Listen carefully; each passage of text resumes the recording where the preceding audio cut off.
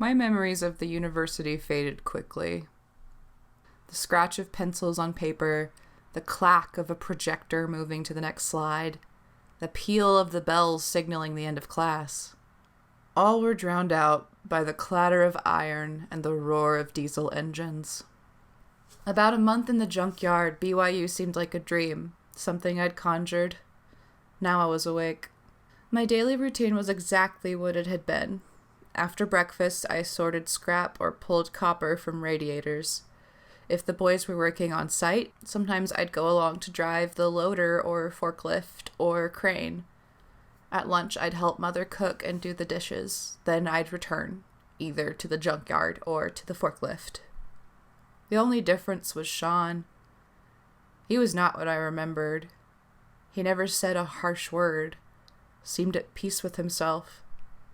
He was studying for his GED, and one night, when we were driving back from a job, he told me he was going to try a semester at community college.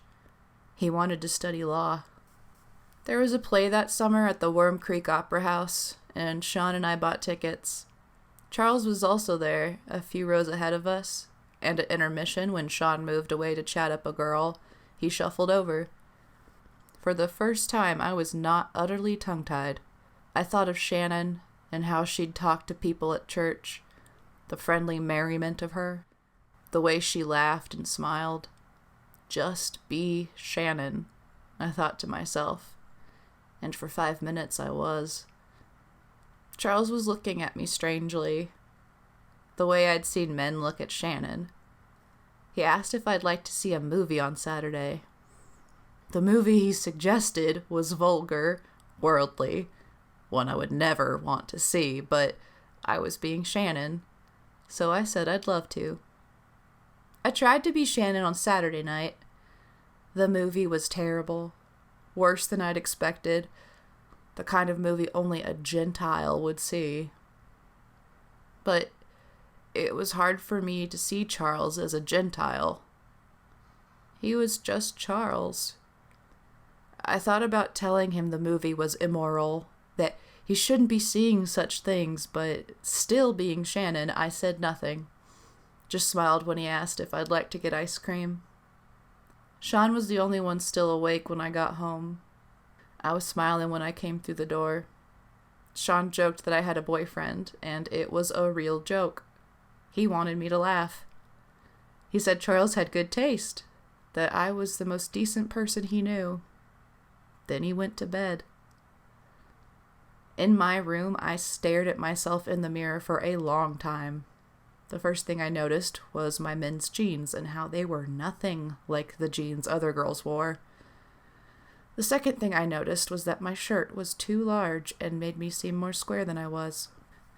Charles called a few days later. I was standing in my room after a day of roofing. I smelled of paint thinner and was covered in dust the color of ash, but he didn't know that. We talked for 2 hours. He called the next night, and the one after. He said we should get a burger on Friday.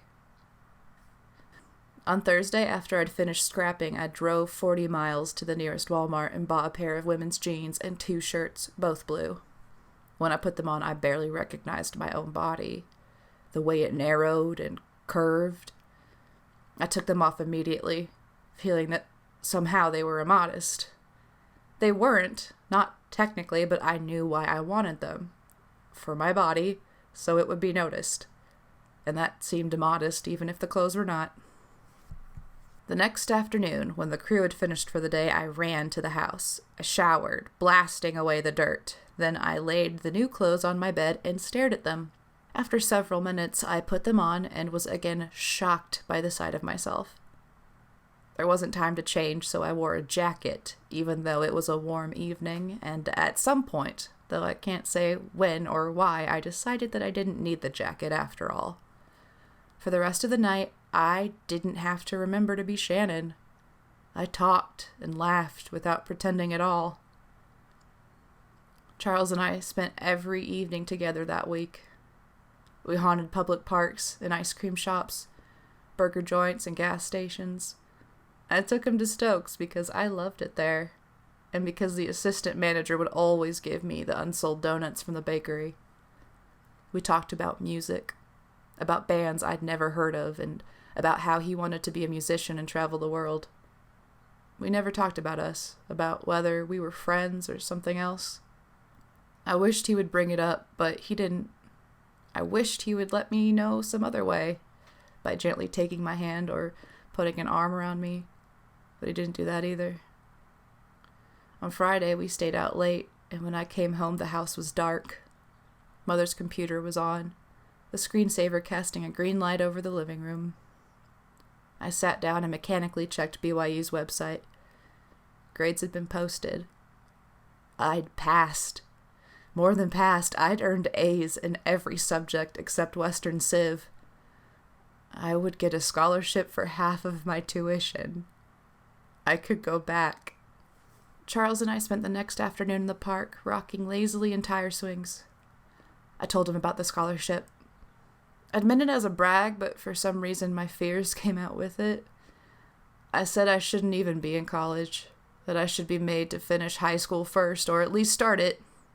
Charles sat quietly while I talked and didn't say anything for a long time after. Then he said, "Are you angry your parents didn't put you in school?" "It was an advantage," I said, half shouting. My response was instinctive. It was like hearing a phrase from a catchy song. I couldn't stop myself from reciting the next line. Charles looked at me skeptically, as if asking me to reconcile that with what I'd said only moments before. "Well, I'm angry," he said, "even if you aren't." I said nothing. I'd never heard anyone criticize my father except Sean, and I wasn't able to respond to it. I wanted to tell Charles about the Illuminati, but the words belonged to my father, and even in my mind they sounded awkward, rehearsed. I was ashamed at my inability to take possession of them. I believed then, and part of me will always believe, that my father's words ought to be my own.